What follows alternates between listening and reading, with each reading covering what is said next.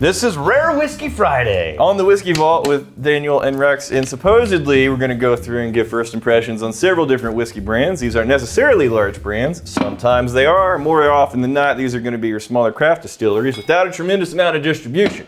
If you should be so lucky as to live in a place where you can get your hands on these whiskeys, you're welcome for the review, and thank you to the magnificent bastards that sent the whiskey. Why is there clear stuff up here? Well, this is the whiskey that turns into their whiskey.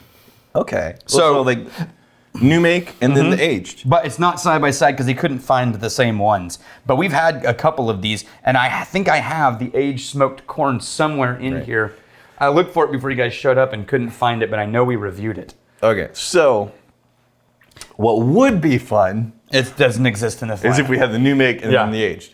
We're not doing that. Now, I think the only value that we can pull from it is the new makes. Can you have really interesting standalone tastiness coming from new make spirits that's not yet aged? You have to. That could justify, hey, you don't even age this thing. It's already just intrinsically good. Yeah. Okay. So that's a rule of all distillers. If you don't like the new make, you're not going to like the whiskey. Yeah. So because you can't age that shit out.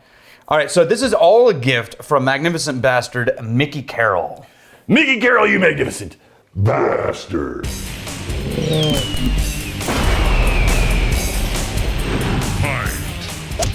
Now, I also want to say that the smoked bourbon that we're going to try, which I'm really excited about, right, was also, we have a full-size bottle donated by Harold and Allison Tipton. Okay. So nice. We'll give them credit on this round. Yeah. Harold and Allison Tipton, you benevolent bastards.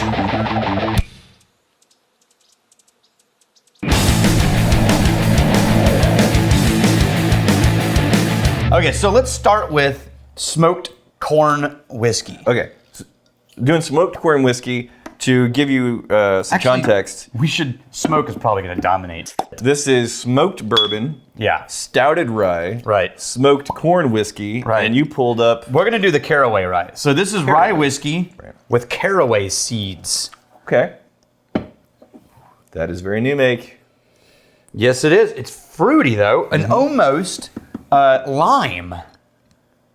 Oh, you see what I mean? He has some citrus in there. This is leaning towards gin for me. I get what you mean, but at the same time, that grainy, thick body in that new make. Yeah. So basically, if a really thick-bodied new make whiskey was leaning in a gin direction with the herbal quality, some citrus notes, I can't find any faults in this. There's no funk. There's no low-cut tails bringing in that either cardboard or that green vegetal asparagus-y note.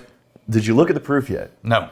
With the amount of flavor coming out of that, the density in the notes and all that, what do you think the proof is? Well, okay. So I think the proof is like 43 to 46. Based on But on the nose, I would say it smells more like a low 50s. Yes.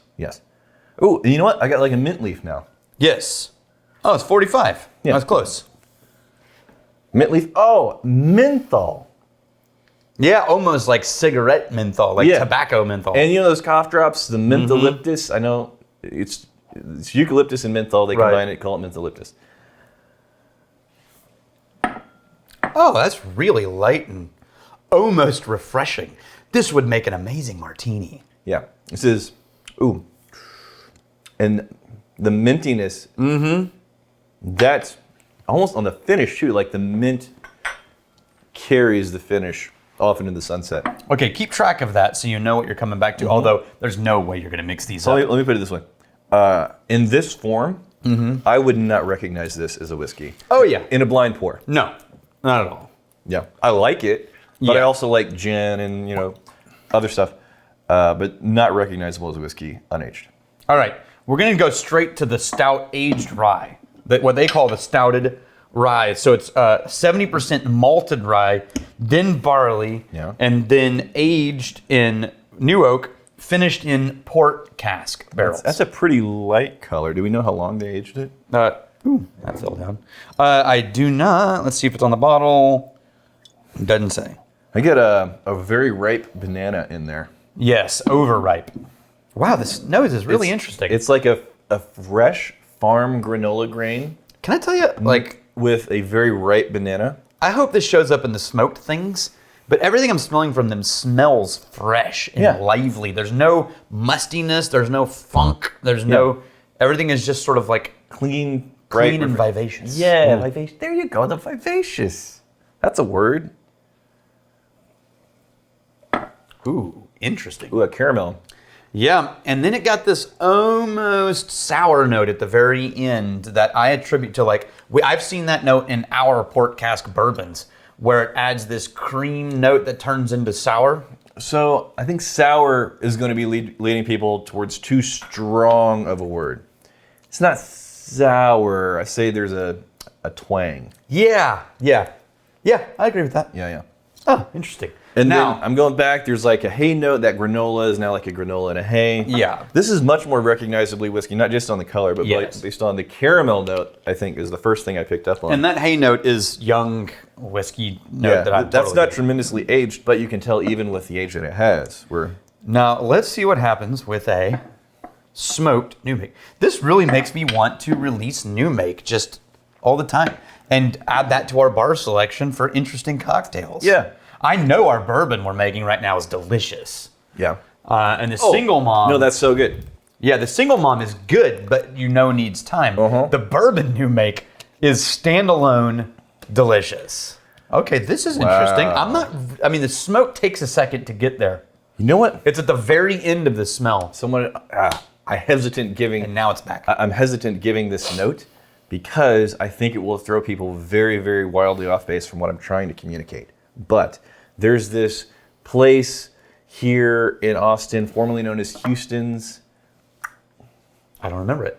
It's on Anderson. Nope. Anderson Mill? Yeah, Anderson Lane, Anderson. Yeah. Houston's. What was it, barbecue? No, it's not barbecue. Anyways, they have, it's excellent.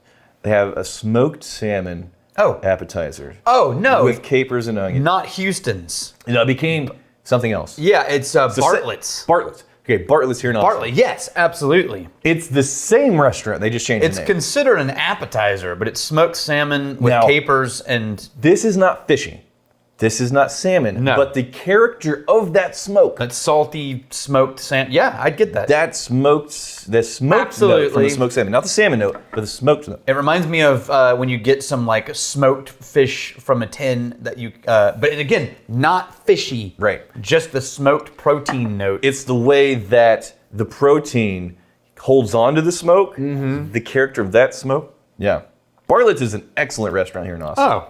Yeah, and the smoked salmon, if you like smoked salmon, it's the best smoked salmon I've ever had. This tastes more like just a liquid smoke, but not overly aggressive or painful. Just like the dominant flavor in this smoke is burying everything else that it could be. Which I'm not mad at. Oh no, I like it. Because there have been a few too many whiskeys that have the word smoke on the label and talking about the smoking process, and I think after they've distilled it, even if they had smoke earlier in the process, I think a lot of them get so scared off from the smoke, get intimidated by the smoke, like, oh, would people really like this? That they make their cuts way higher and they just cut out all the smoke. Yep. They did not cut out the smoke, but they didn't get so far as to get into the funkiness of the tails. All right. It tastes like what it smells like. Smoked bourbon. I love that smoke. It's not a extremely complicated, multi-layered smokiness, but the flavor, the character of that smoke is really nice. They're getting all their grain for their smoked bourbon from the same farm, but the guy is not smoking the barley, he's smoking the corn. Yeah, the smoked corn here. No, the smoked bourbon. Same thing with this. What is it? They're smoking the corn, not the barley. I'm gonna let you finish. Real quick though, we're going on and on about the smoke note. Yeah. This is smoked corn. I wasn't getting corn. No, not at all. Yeah. I can't get that dusty note. No. None of that candy corn. The smoke does overwhelm it, but if you're into smoky stuff, it overwhelms it in a very nice way. Wow. Okay. This bourbon smells like the caramel version of the smoked corn whiskey. Yeah. You know what? It smells like almost, not quite, but almost the middle ground between the smoked corn whiskey and the stouted rye. Yeah. Like the caramel from the stouted rye shows up in the smoked bourbon. And then there's like a cranberry buried back behind there. Oh, if it's okay It's weird. I actually preferred the smoked new make. The caramel note that shows up in the bourbon flattens out the things I found interesting in this corn whiskey. But I think there are more layers to this Yeah. than the smoke. The smoke is, I agree. It's just a big, hefty, smoky monster that if you like smoke, you're going to wrap your arms around this and have a grand old time. Still fresh. I don't know who's doing the distillations, but everything that we've tried has this sort of fresh, lively feeling. None of it is funk or must or low. Not Like this as like the distiller here has a very specific palate. And it's showing up no matter what he touches or she, no matter what they touch, it's showing up. And you're not necessarily going to find the flavor in mint across these, but when we're talking about fresh, it's like the effect. Yeah, absolutely. The effect of mint. Yeah. So this was the note from Mickey Carroll. He said, hey, here's 4 from a distillery in my hometown. Thought you guys might like. They're only $3.75s, but I'm a full-time student. Dude. And it's all I could afford. Dude, you should drink it yourself. What are you doing? Right. Yeah, that's so awesome. Good on him. Thank you very much. But yeah. Rock and roll. What was your favorite? Ooh. Can I tell you mine's going to really surprise you? Okay. It was the Caraway Rye. This? Yeah, and not for whiskey reasons. Right. But just for it being so unique. Right. And so, like, I can imagine this in so many things. Oh my God, you know what it just reminded me of? Go back to it. Yeah. It's as if there was like a sweet mint mezcal. I would find this, or not mezcal, but actually that's what this is. It's mezcal. Holy shit. It's a minty, this one is a minty the mezcal. Smoked corn is a minty mezcal. Yeah. It's actually closer to Del Maguey Vita than it is to a whiskey. Go buy, if you're making this, whoever's making this, go buy a bottle of Del Maguey Vita and you just recreated Del Maguey Vita with corn. Directionally. Yeah. It's not going to be, it's the same thing. No, dude, I just did a mezcal tasting a week ago where Del Maguey Vita was the cornerstone reference point. This is so down home plate of Del Maguey Vita. So I'm going to tell you. That's bizarre. After going through these 4, put your nose back in the Stouted rye. Okay. Oh, what jumped out? I'm saying. Like a hard candy. Yeah. Like a cherry hard candy. It's, you know what though? Like a Werther's original Charleston shoe with a cherry thread going through it. Yeah, this explodes in the nose all of a sudden. Oh, and now comparatively. What? Dude. Okay, after you go through all 4 and you go back to the Stouted rye, which for a minute was kind of like, yeah. You put your nose in that. Yeah, the nose is astonishing. So I think it's safe to say they're doing really nice work, interesting things. I think you and I both appreciate the palette they're applying across these things. Absolutely. Yeah. The Caraway Rye is like new make, made for cocktails. Just custom designed for remarkably delicious cocktails. For people that like gin. Yeah, it's the new make rye for people who like gin. Yeah, if you like the herbalness of gin, then there's going to be like that new makey, grainy, unsweetened granola character in that. Yeah. All right. Mezcal. Wait, mezcal. I can't believe it. They made mezcal with grain. Would you not? Is that? That's it.